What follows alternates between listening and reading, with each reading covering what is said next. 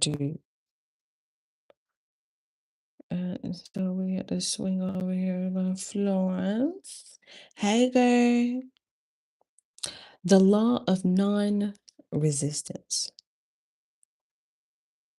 Resist not evil. Be not overcome of evil, but overcome evil with good. Nothing on earth can resist an absolutely non-resistant person. The Chinese say that water is the most powerful element because it is perfectly non-resistant. It can wear away a rock and sweep all before it. Jesus Christ said, resist not evil, for he knew in reality there is no evil, therefore, nothing to resist. Evil has come of man's vain imagination or a belief in two powers, good and evil. There is an old legend that Adam and Eve ate of Maya, the tree of illusion, and saw two powers instead of one power, God. Therefore, evil is a false law man has made for himself through psychoma or soul sleep. Soul sleep means that man's soul has been hypnotized by the race belief of sin, sickness, or death, etc., which is carnal or mortal thought. And his affairs have outpictured his illusions. We have read in a preceding chapter that man's soul is his subconscious mind. And whatever he feels deeply, good or bad, is outpictured by that faithful servant.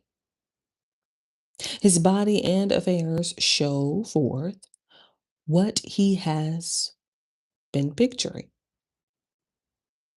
The sick man has pictured sickness, the poor man, poverty, the rich man, wealth. People often say, why does a little child attract illness when it is too young even to know what it means? I answer that children are sensitive and receptive to the thoughts of others about them and often outpicture the fears of their parents.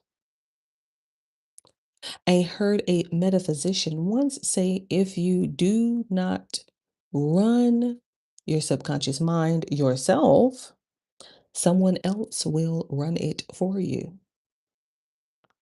Mothers often unconsciously attract illness and disaster to their children by continually holding them in thoughts of fear and watching for symptoms.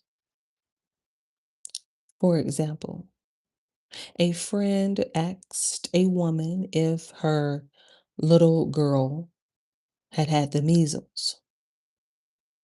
She replied promptly, "Not yet."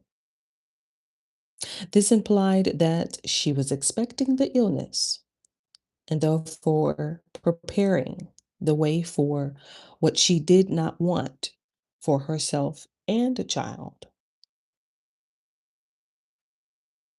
However, the man who is centered and established In right thinking, the man who sends out only goodwill to his fellow man and who is without fear cannot be touched or influenced by the negative thoughts of others.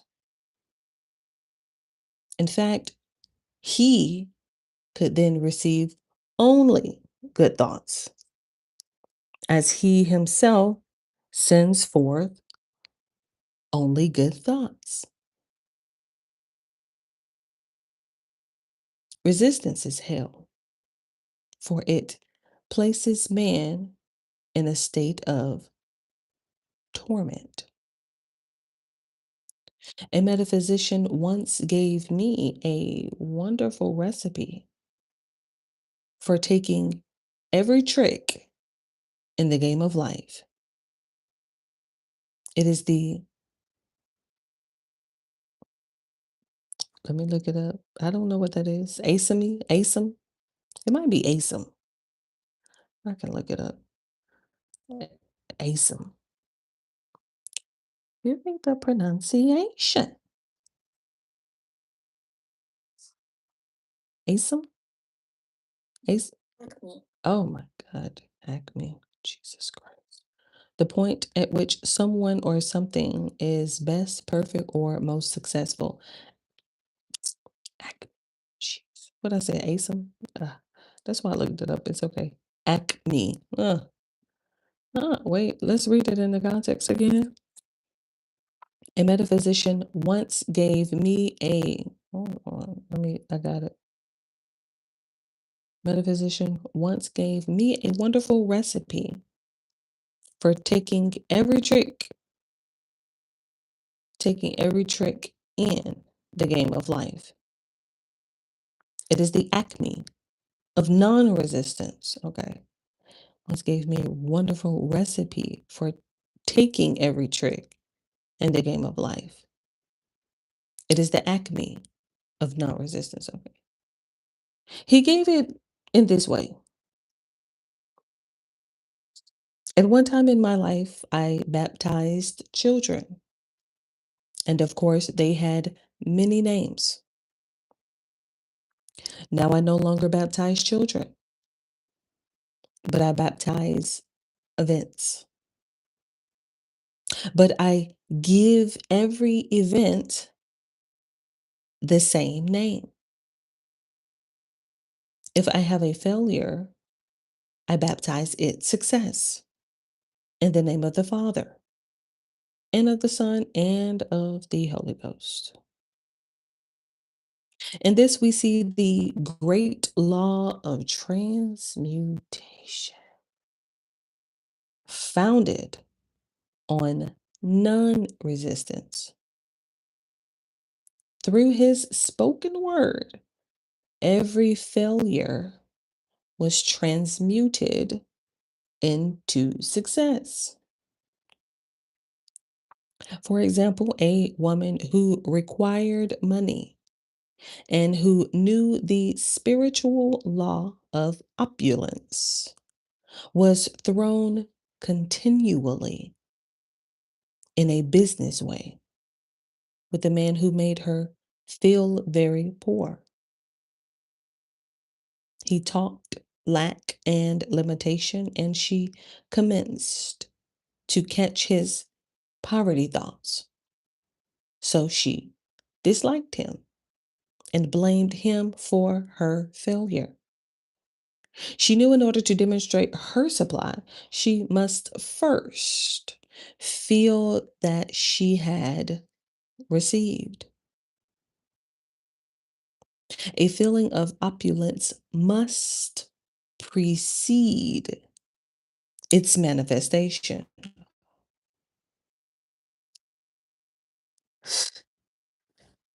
Let me highlight that. Mm, mm, mm, mm. Let me find it.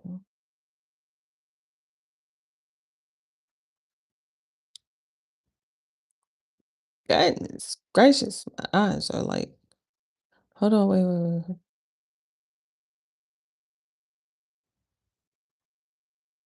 For a woman who require money. Okay, good. She all the way down here. A feeling of opulence must precede its manifestation. Wow. Hi, girl, if you don't highlight that.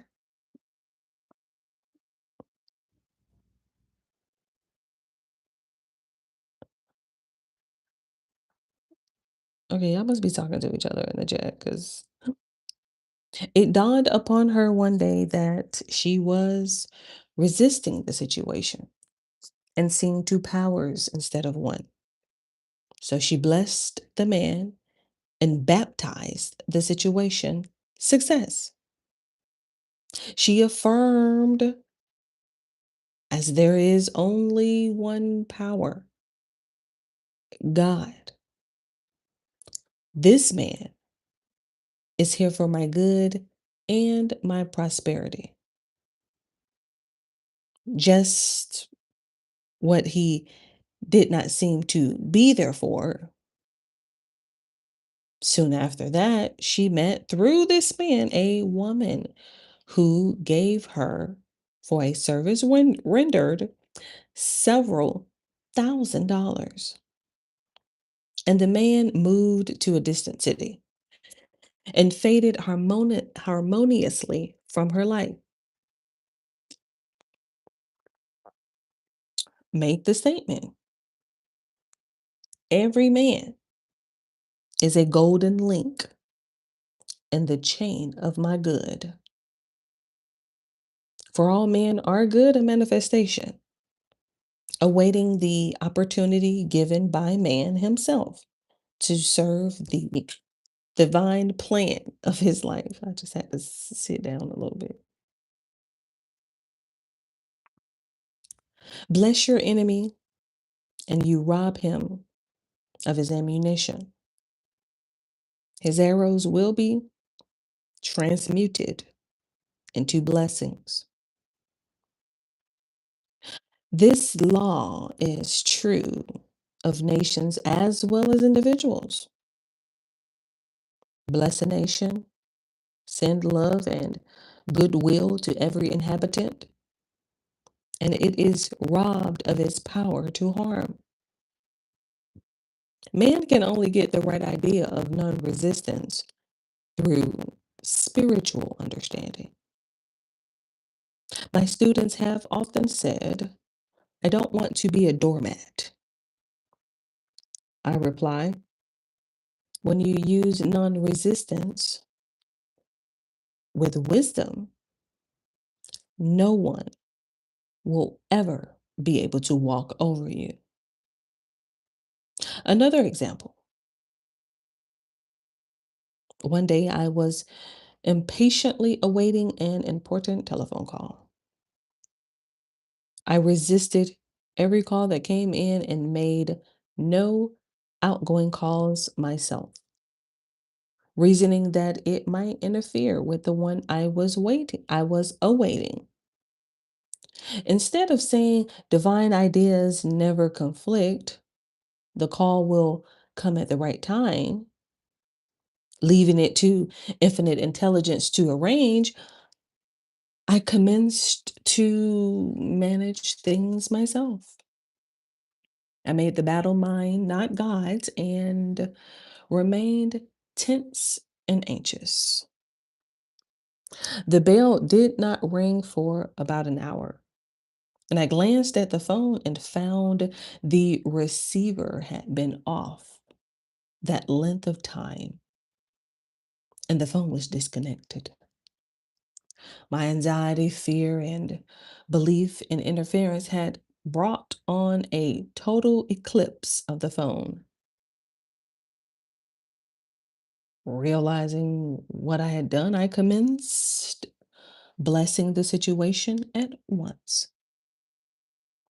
I baptized its success and affirmed I cannot lose any call that belongs to me by divine right. I am under grace and not under law. A friend rushed out to the nearest telephone to notify the company to reconnect. She entered a crowded grocery, but the proprietor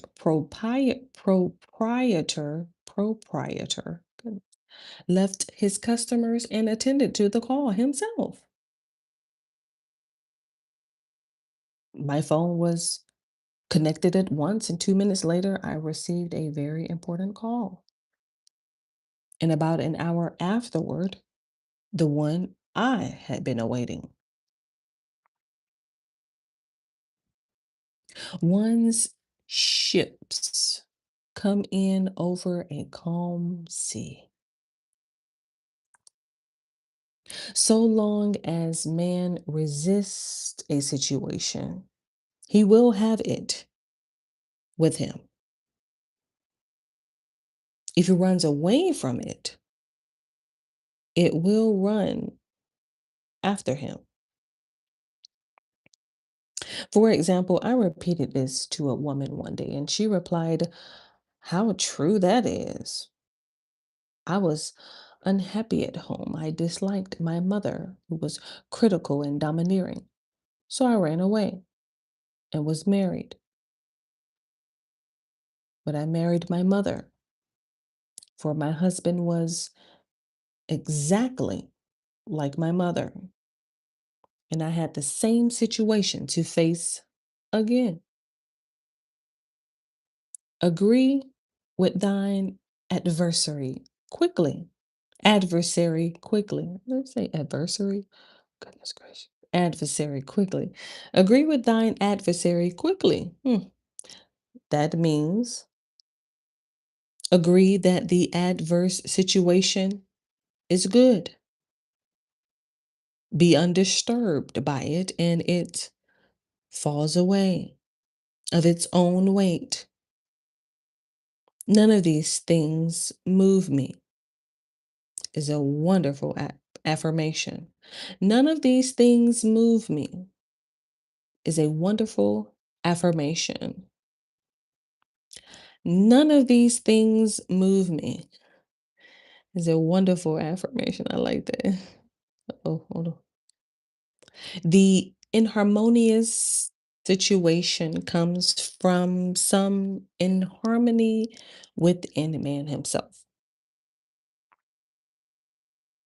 When there is in him no emotional response to an inharmonious situation, it fades away forever from its own pathway, from his pathway. I feel like I'm seeing words. I feel like I need my glasses because my eyes are like playing tricks on me right now. That's what I get for trying to read. Hold on. Let me put a little water in my eye. Because they are like, oh, Johnny was playing tricks on me for a minute. I'm like, are you seeing words? Can you see? Hold on, let me see. All right. I had to water my eyes. All right. Where did we leave off at? Give me a water break while I'm taking a break.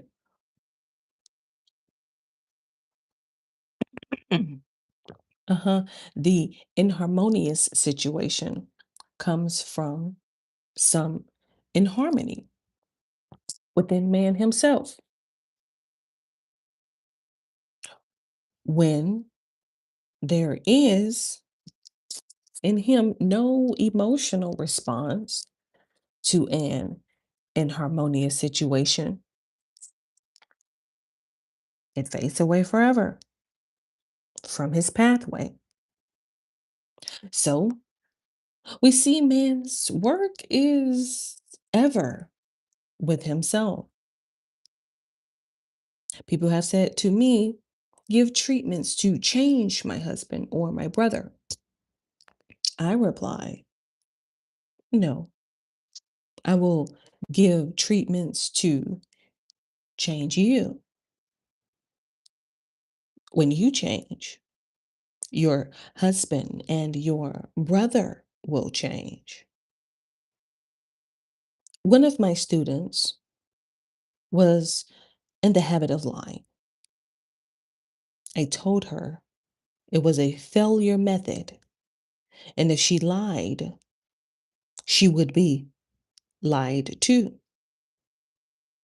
She replied, I don't care.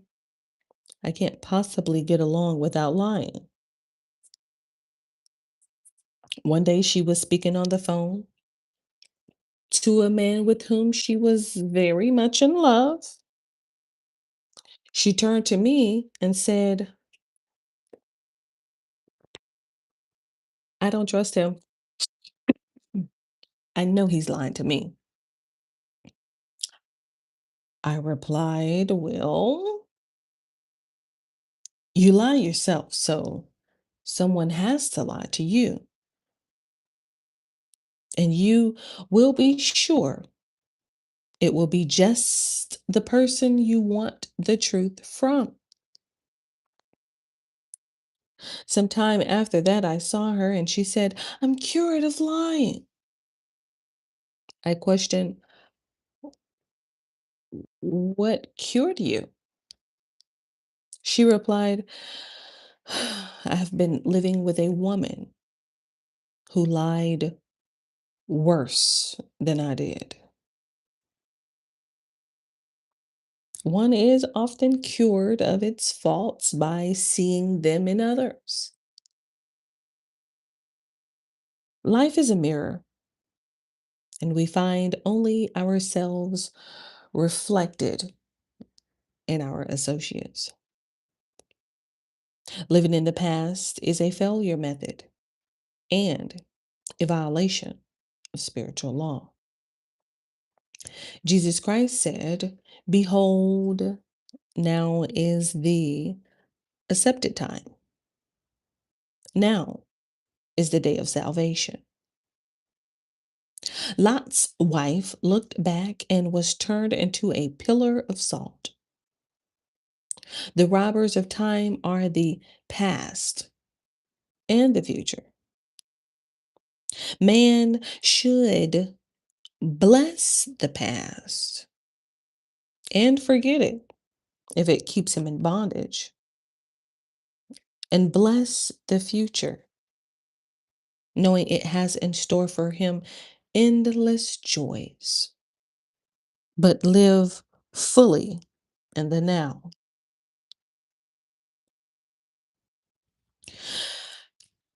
For example, a woman came to me complaining that she had no money in which to buy Christmas gifts.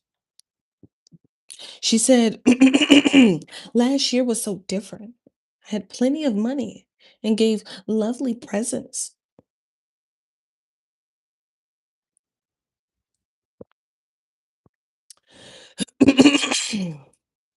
Hold on.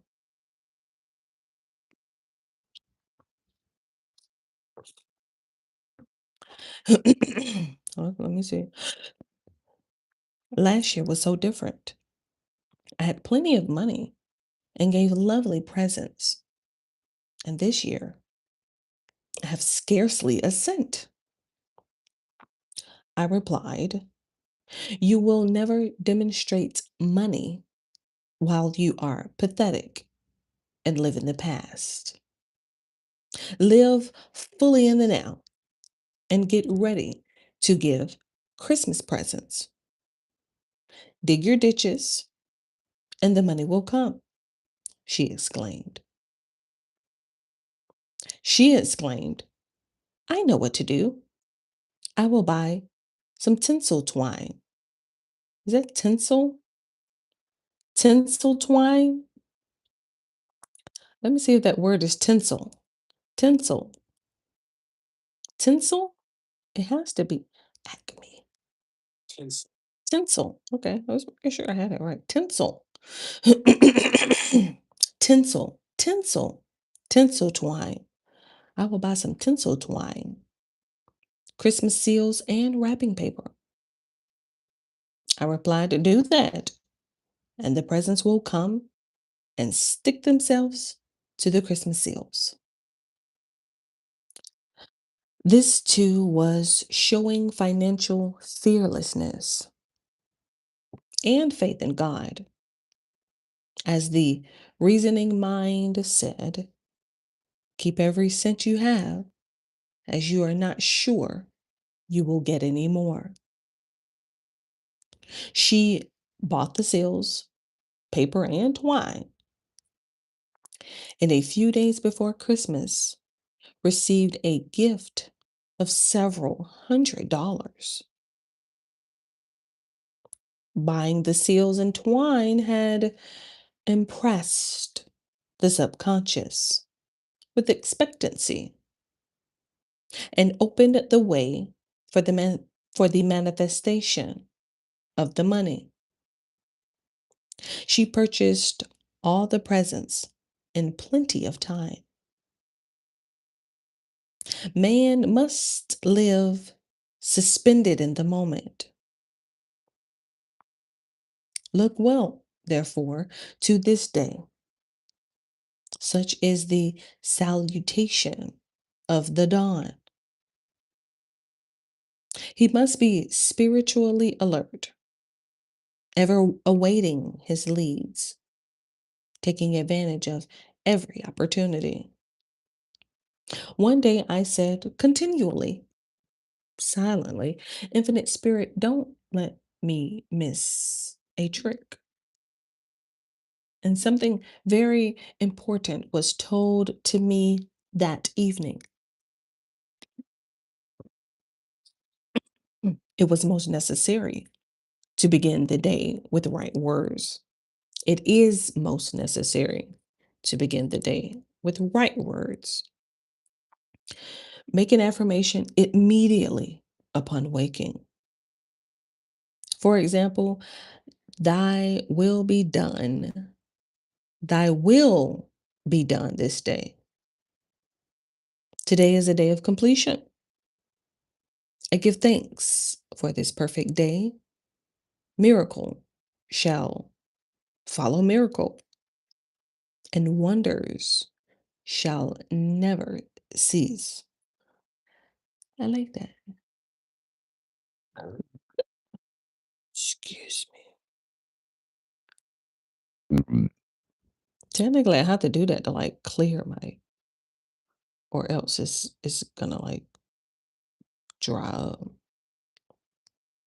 Make this a habit, and one will see wonders and miracles come into his life. One morning, I picked up a book and read, look with wonder at that which is before you. It seemed to be my message for the day, so I repeated it. I repeated again and again. Look with wonder at that which is before you. Couldn't hold that one in. Look with wonder at that which is before you. At about noon, a large sum of money was given me, which I had been desiring for a certain purpose. In a following chapter, I will give affirmations that I have found most effective.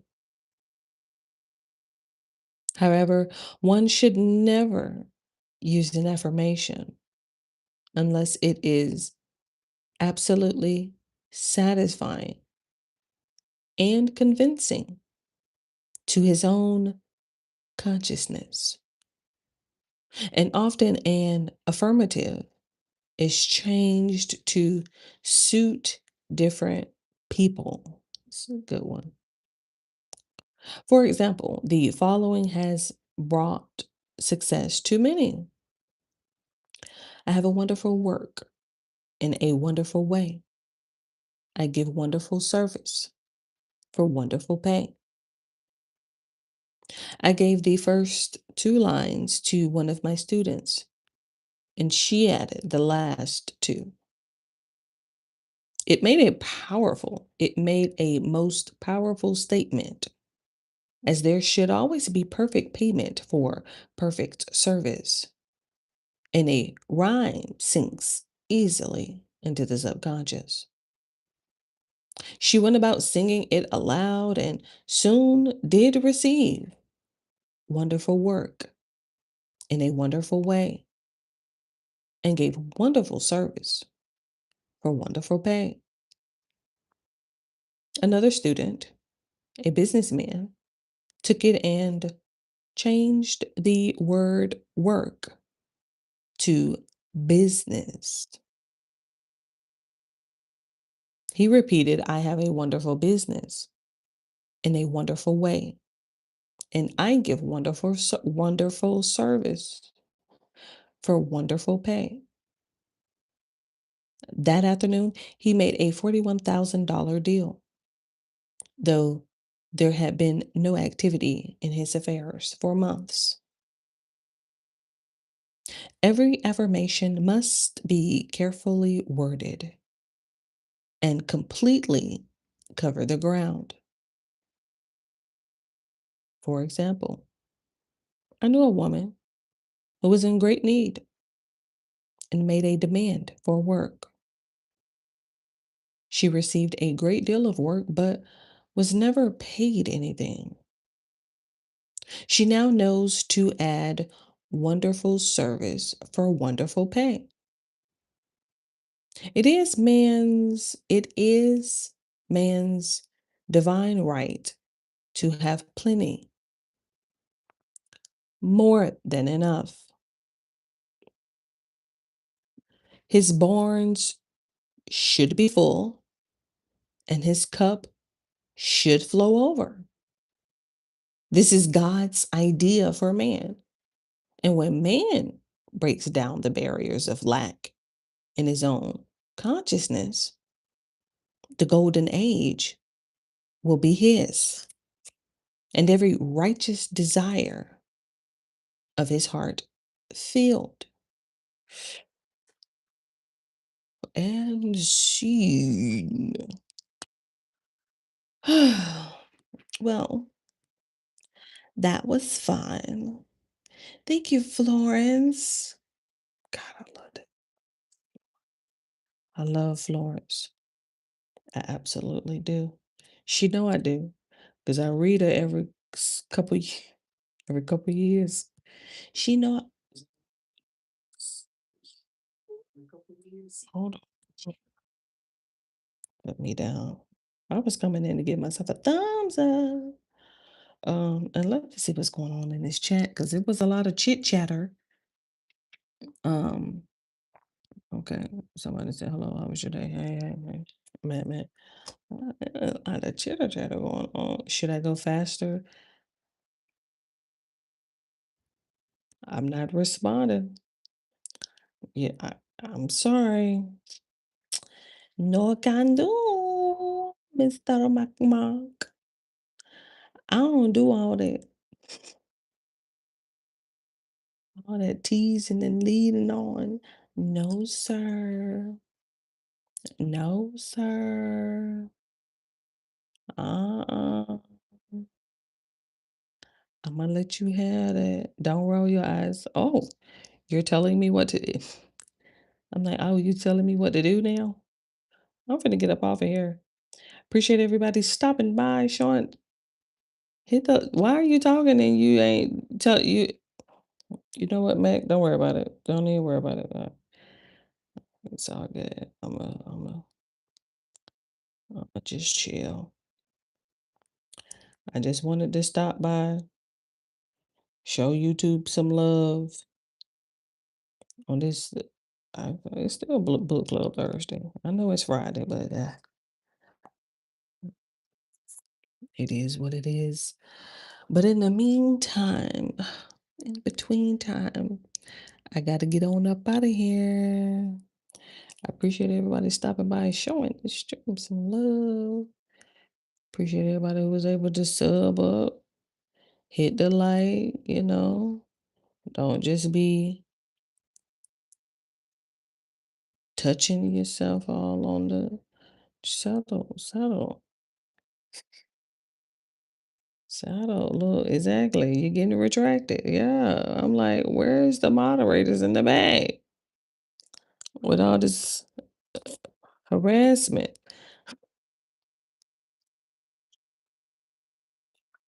Please, let me get up out of here. In the meantime, in between time, I got shave it all on my chin. Love you. Bye. I can give you a kiss, man. Here you go.